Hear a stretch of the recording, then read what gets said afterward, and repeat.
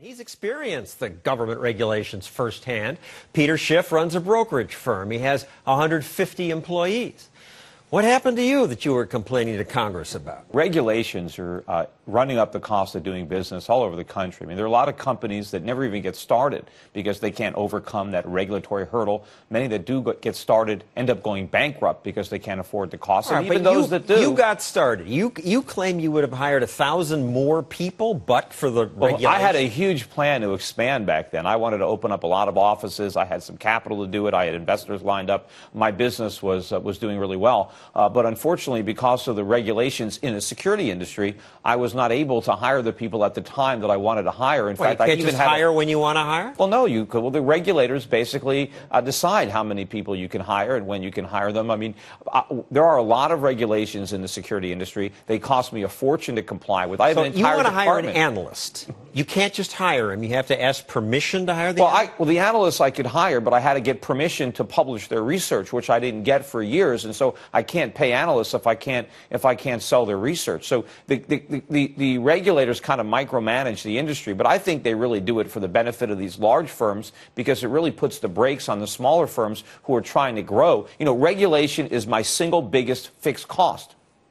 Now, they're not purposefully trying to help the big firms at the small firms' expense, but there is data showing it's cheaper for the big firms to pay for this. Well, obviously, when you have the enormous economies of scale, you can afford to pay for all the compliance. Now, you guys in the industry always use this jargon like guys in compliance. And to the average viewer, explain. I mean, this means you have 10 people who just try to figure out if you're obeying the rules. Right. The securities regulators basically set up all these rules, all these I's you have to dot and T's that you have to cross.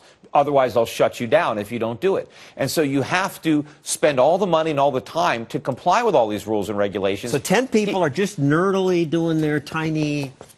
Yeah, and things take forever to do. You can't just act very quickly because everything has to be done through this maze of compliance. People are complying with regulations instead of producing, instead of investing in growing the economy. They're trying to survive the regulators. And this that you're talking about was all true before Dodd-Frank, which is this here, by the way, this 850-page bill.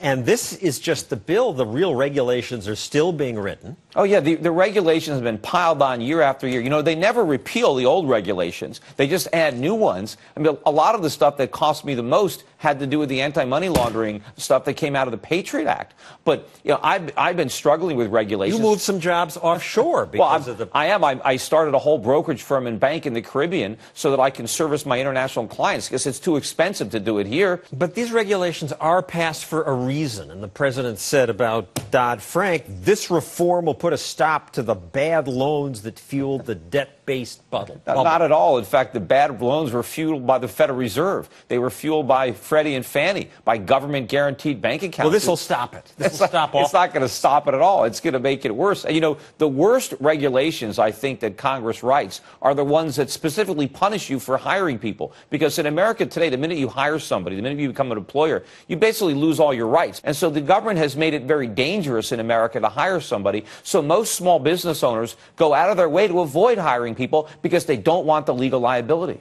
Because you can never fire them, or it's too hard to fire them. Well, if you fire them, they can sue you for any one of a dozen reasons. They can sue you frivolously. You know, if employees can quit for whatever reason they want, and they can, employers should be able to fire for whatever reason they want. They also want to make it illegal to not hire someone because they're unemployed, and we'll cover that later in the show. Then no one's going to interview anybody who's unemployed for a long period of time because they're afraid they'll get sued if they don't hire them.